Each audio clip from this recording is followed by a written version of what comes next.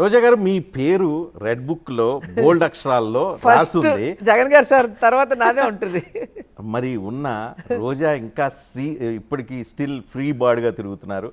Arrest ఎందుకు కాలేదు అనేది చాలా మందికి సస్పెన్స్ గా ఉంది. రీజన్ ఆ సస్పెన్స్ అలాగే ఉంటే బాగుంటుంది అనుకుంటా. ఏమి మధ్యలో అండర్స్టాండింగ్ జరిగింది? ఎక్కడ ఇలా ఉంటేనే ఇంట్రెస్టింగ్ ఉంటుంది, ఇలాంటి అంతేనా అనిపిస్తుంది. రెడ్ బుక్ లో మీ పేజీ ఎవరు జించేశారు? చంద్రబాబు నాయుడు జించేసి ఉంటాడు, లేకపోతే ఆయన చీటీ చిరిగిపోతుందని భయమేమో. ఎందుకు రోజాని అరెస్ట్ చేస్తే ఏమన్నా అల్లకల్లోలం అయిపోద్దని? ఖచ్చితంగా అండి. ఎప్పుడైతే నేను తప్పు చేయకుండా కాల్మనీ సెక్స్ రాకెట్ మీద ఫైట్ చేసినప్పుడు అసెంబ్లీలో రూల్స్కి విరుద్ధంగా నన్ను 1 year సస్పెండ్ చేసి నన్ను మహిళా పార్లమెంట్కి రానియకుండా పోలీసులతో కిడ్నాప్ చేయించి హ్యూమిలేట్ చేసినప్పుడే నేను ఒక ప్రెస్ మీట్ పెట్టినా. ఇప్పటికీ మీరు చూస్తే తెలుస్తుంది. సో ఆ రోజే నేను చెప్పాను, ఆడవాళ్ళని అబద్ధాలు చెప్పి అనవసరంగా ఇబ్బంది పెట్టి వాళ్ళని ఏదన్నా చేయాలి అనుకుంటే కర్మ రిటర్న్ కొడుతుందని. సో 5 ఏళ్ళు ఆయన అధికారానికి దూరమైన సంగతి మనం అందరం చూసాం. అప్పుడైతే కేవలం నన్ను సస్పెండ్ చేశారు. సో నేను మళ్ళీ ఫైట్ చేసుకొని వచ్చా. ఇప్పుడు కనుక నన్ను తప్పు చేయకుండా అరెస్ట్ చేస్తే దేవుడు ఆయనకి ఎంత పెద్ద పనిష్మెంట్ ఇస్తాడో ఆయనకు తెలుసు. అందుకే నా జోలికి రాడు. వాళ్ళు ఫస్ట్ అధికారంలోకి రాగానే ఈ 5-6 మంది ఉన్నారు కదా, కొడాలి నాని, రోజా, అనిల్ యాదవ్, పేర్ని నాని, ఇట్లా ఒక 5-6 మంది పేర్లు తీసుకొని వాళ్ళ ఫైల్స్ అన్నీ వెరిఫై చేసేసి ఉంటారు. వీళ్ళని ఎక్కడ నొక్కాలి, ఎక్కడ అరెస్ట్ చేయాలి, ఎన్ని రోజులు పెట్టాలనేది అన్నీ ప్లాన్ చేసి ఉంటారు. కానీ వాళ్ళకి ఏ తప్పు దొరకలేదు. ఈరోజు నేను బల్లగుద్ది చెప్పగలను. నేను తప్పు చేయలేదు కాబట్టే నా వాయిస్ ఎప్పుడు కూడా స్ట్రాంగ్ గా ఉంటుంది. నేను తప్పు చేయలేదు కాబట్టి 2.5 సంవత్సరమైనా వాళ్ళు నన్ను అరెస్ట్ చేయలేరు. ఈ రోజుటికి కూడా వేరే ఏదైనా కారణం చేత ఎక్కడైనా నేను ధర్నా చేస్తునో, లేకపోతే ఎవరైనా నన్ను ఇబ్బంది పెడితే నేను వాళ్ళని తిట్టినప్పుడు ఏదైనా ఆఫీసర్ని తిట్టానో ఇట్లా ఏదో ఎత్తుకుతున్నారు కోడిగుడ్డు మీద ఈక పీకినట్టు తప్ప నేను కానీ నా మంత్రిత్వ శాఖలో కానీ వేరే ఇష్యూలో నేను కరప్షన్ చేశానో, లేదా నేను ఒకరిని ఏమంటారు హ్యూమిలేట్ చేశానో, లేదా కొట్టించానో, లేదా ఇంకోటి చేశానో అనే దానికి ఎక్కడ కూడా ఆస్కారం లేదు. కానీ గతంలో మీకు టీడీపీతో ఉన్న పేగుబంధం ఏమైనా అడ్డం పడుతుందా? కానికుండా లేదు, మీరు టీడీపీలో ఉన్న సాన్నిహిత్యాన్ని బేస్ చేసుకొని ఏమైనా సెటిల్మెంట్ ఏమైనా చేసుకున్నారా? ఏం జరిగింది? రోజా ఇన్ని తిట్లు తిడుతుంది, రోజు ఇప్పటికీ కుదిరినప్పుడల్లా చంద్రబాబు నాయుడు వెనుపోటుదారుడు అని అంటూ ఉంటారు. ఇన్ని చేసినా అరెస్ట్ కాకపోవటం వెనుక ఏదో సీక్రెట్ ఉంది. వెన్నుపోటుదారుడు కాబట్టి నేను వెన్నుపోటుదారుడు అన్నప్పుడు ప్రజలు కాముగా ఉంటున్నారు. రెండవది, చంద్రబాబు నాయుడికి ఎలాంటి సెంటిమెంట్స్, ఎలాంటి ఎమోషన్స్ లేవు అనేది ప్రజలందరికీ తెలుసు. నాకైతే ఇంకా బాగా తెలుసు, అక్కడ 10 ఏళ్ళు పనిచేశాను కాబట్టి. సో ఈరోజు పేగు బంధం అని మీరు ఎలా అంటారు? 10 సంవత్సరాలు వాళ్ళ ఇంట్లో వాళ్ళు కూడా పనిచేస్తుండరు. నాకు తెలిసి భువనేశ్వర్ గారు కూడా ఎప్పుడు ప్రచారానికి రాలేదు స్టేట్లో. సో వాళ్ళ కొడుకు ఏ రోజు రాలి, ఆయన చదువుకుంటే హ్యాపీగా లైఫ్ ఎంజాయ్ చేశాడు. నేను ఎంత కష్టపడి పనిచేశానో కంబైన్డ్ తెలుగు స్టేట్లో ఎన్ని ఎలక్షన్స్ వర్క్ చేశానో మీరు చూసారు. అంత వర్క్ చేసి కూడా ఏ రోజు నేను ఒక ట్రాన్స్ఫర్ చేయించుకోలేదు, 1 రూపాయి లాభం వచ్చే కాంట్రాక్ట్ చేసుకోలేదు, లేదా ఒక నామినేటెడ్ పోస్ట్ కూడా నేను తీసుకోలేదు. కేవలం ఆయన మీద అభిమానంతో, అంటే నన్ను ఎవరైతే సినిమాలో ఇంట్రడ్యూస్ చేశారో, పాలిటిక్స్లో ఇంట్రడ్యూస్ చేశారో శివప్రసాద్ గారు, ఆయన మీద గౌరవంతో, ఆయన రిక్వెస్ట్తో మా నాన్న తీసుకొని వస్తేనే నేను పాలిటిక్స్లో ప్రచారానికి వచ్చా. ఏ రోజు పాలిటిక్స్ చేయాలన్న ఇంట్రెస్ట్ నాకు లేదు. ఆ ప్రచారానికి వచ్చినప్పుడు నా వాగ్దాటి కానీ నా ధైర్యం చూసి చంద్రబాబు నాయుడు గారు నన్ను ప్రేస్ చేసి ఎలక్షన్ ప్రచారం చేయన్నప్పుడు 99లో మీకు తెలుసు ఒక సీఎంఏ మనని అప్రిషియేట్ చేసి ప్రచారం చేయమన్నప్పుడు ఆ ఏజ్కి నాకు అది ఒక పెద్ద గొప్ప విషయంగా అనిపించింది. సో నేను రాష్ట్రం అంతా తిరిగి ప్రచారం చేశాను. ఆయన సీఎం అయ్యాడు. నన్ను ఇంట్రడ్యూస్ చేసిన మా డైరెక్టర్ గారు మినిస్టర్ కూడా అయ్యారు. ఆ విషయం తెలిసిన చంద్రబాబు నాయుడు, మీకు నాకు ఎక్కడో విభేదం జరిగి నేను బయటకు వచ్చేసాను. 1 year నేను ఎక్కడా మాట్లాడలేదు. ఆ విషయం కూడా మీకు తెలుసు. ఎక్కడ చంద్రబాబు నాయుడు గురించి కూడా మాట్లాడకపోయినా ఆ పార్టీ ఆఫీస్ నుంచి నన్ను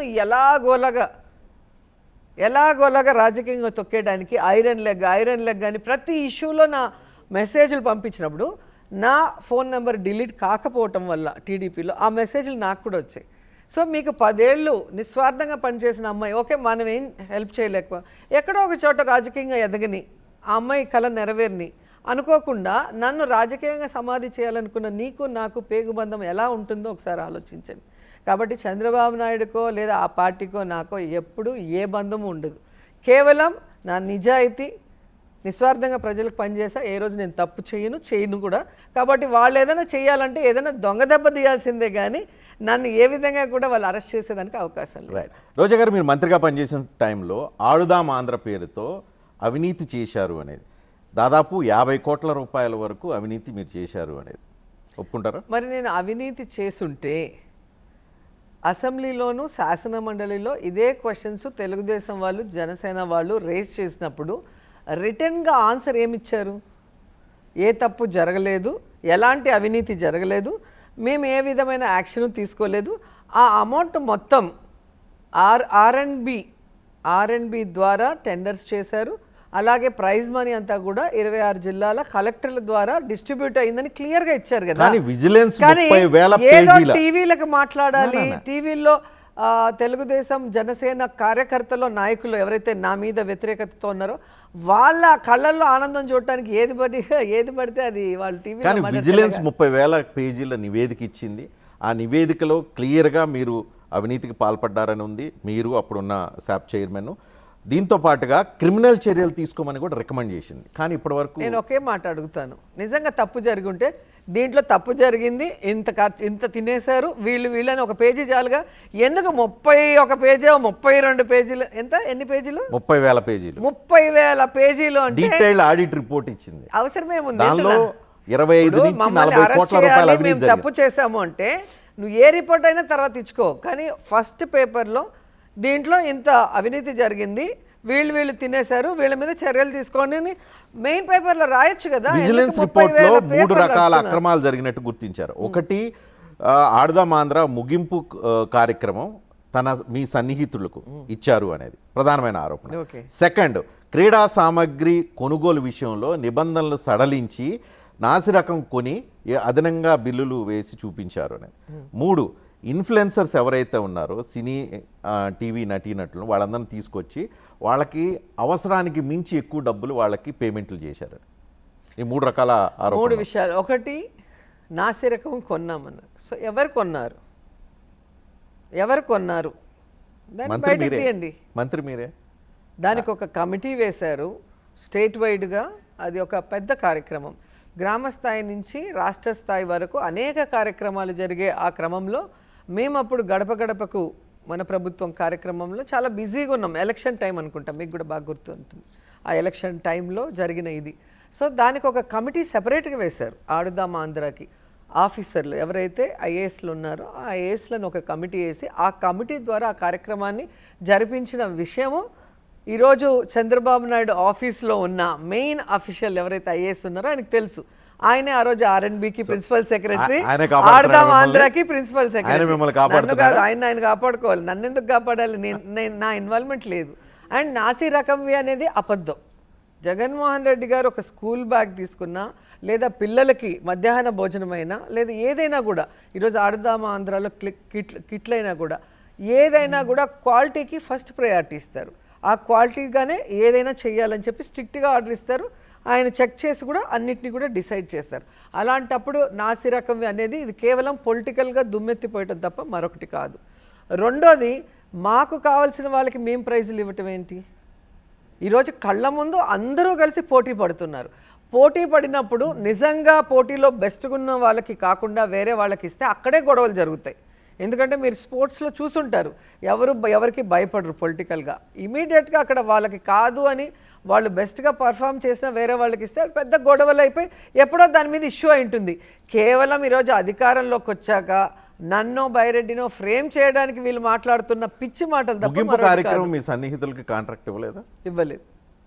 ట్రాన్స్పరెంట్గా జరిగింది. వాళ్ళకి ఎవరైతే దాంట్లో పార్టిసిపేట్ చేశారో బెస్ట్గా ఉన్న వాళ్ళకి ప్రైజ్ మనీ ఇవ్వటమే కాకుండా ఆ టోటల్ దాంట్లో ఎక్స్ట్రాడినరీగా ఎవరైతే పర్ఫామ్ చేశారో వాళ్ళని ఒక మంచి స్పోర్ట్స్ పర్సనాలిటీస్గా తీర్చిదిద్దడానికి ప్రభుత్వమే బాధ్యత తీసుకుంది. అలా ఎప్పుడూ కూడా జరగలేదు. దీంట్లో ఏదో దోచుకోవాలి, దీంట్లో ఏదో చేయాలి అనే జగన్మోహన్ రెడ్డి బొమ్మ చెత్త బుద్ధి చంద్రబాబు కాదు. జగన్మోహన్ రెడ్డి బొమ్మ, స్టిక్కర్లు అన్ని స్పోర్ట్స్ సామాగ్రి మీద వేసి దాన్ని పంచుకోవడం కోసం ఈ కార్యక్రమాన్ని డిజైన్ చేశారనేది ఆరోపణ ఉంది. ఈరోజు అక్కడ ఒక జగన్మోహన్ రెడ్డి గారు అన్న బొమ్మను వేయలేదు, సీఎం జగన్మోహన్ రెడ్డి గారు. సీఎంగా ఎవరుంటారో వారి బొమ్మ వేయటం అనేది ఆనవాయితీ.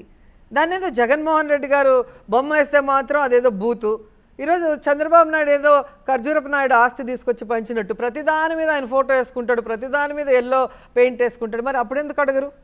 ఒక సీఎంగా ఉన్నప్పుడు సీఎంకి ఆ ప్రివిలేజ్ ఉంటుంది. ఆయన చేస్తే ఆయన ఫోటో వేసుకుంటారు. అది ఎందుకు మీరు గమనించరు? జగన్ అయితే ఒకలాగా, చంద్రబాబు నాయుడు అయితే ఏదో పైనుంచి దిగినట్టుగా ఆయనకి. అంటే మీకు మరీ ఎక్కువ కదా, మీరు బొమ్మల పిచ్చిలో ఉన్నారు. మీరు అధికారంలో ఉన్నప్పుడు పాస్బుక్ల మీద జగన్మోహన్ రెడ్డి బొమ్మ, ఏది స్పోర్ట్స్ కిట్స్ మీద జగన్మోహన్ రెడ్డి బొమ్మ, స్కూల్ బిల్డింగ్ల మీద మీ పార్టీ కలరని బొమ్మ, స్కూల్ కిట్ల మీద జగన్మోహన్ రెడ్డి బొమ్మ, జగనన్న దీవెన పేరుతో వేసుకోలేదు కదా. చంద్రబాబు నాయుడు లాగా సులభ కాంప్లెక్స్లు మీద వేసుకోలేదు కదా, సంతోషించండి. అంటే మీకు ఆ ఫోటోలు పిచ్చితోనే మీరు అధికారం కోల్పోయారనే విషయాన్ని మీరు గుర్తించారా? ఎన్నో ఏళ్ల ముందు ఈ టైటిల్ ఏదైతే భూముల గురించి ఉందో అది ఆ తర్వాత లేక చాలామంది పేదవాళ్ళు వాళ్ళకున్న ల్యాండ్ కన్నా అక్కడ తక్కువ ల్యాండ్ ఉండి మోసపోతుంటే ఈరోజు అలాంటి పేదవాళ్ళని కాపాడుకోవటం కోసం వారి ల్యాండ్ని వారి పేరు మీద స్ట్రాంగ్గా చేయటం కోసం జగన్మోహన్ రెడ్డి గారు తీసుకొచ్చారు. మళ్ళీ చెప్తున్నాను, ఒక సీఎంగా ఆయన ప్రివిలేజ్తో అక్కడ వేసారే తప్ప ఆయనకు బొమ్మల పిచ్చి లేదు. ఈరోజు జగన్మోహన్ రెడ్డి ఫోటో ఉంటే అన్ని మాట్లాడిన వాళ్ళు మరి గవర్నమెంట్ మారగానే ఆ బుక్కులన్నీ వెనక్కి తీసుకొని ఎందుకు చంద్రబాబు నాయుడు ఫోటో వేసి ఇస్తారు? నువ్వు ఎక్కడ సర్వే చేయలేదు, ఎక్కడ నువ్వు 4 సార్లు ముఖ్యమంత్రి అయ్యావు, ఏ రోజు కూడా ప్రజలకు మంచి చేయాలన్న ఆలోచన లేదు. మళ్ళీ ఈ రోజు కేవలం జగన్ గారు ఉన్న ప్రతి దాని మీద నీ ఫోటోలు ఫోటోలు పిచ్చి ఎవరికి ఉంది? చంద్రబాబు నాయుడుకు ఉంది.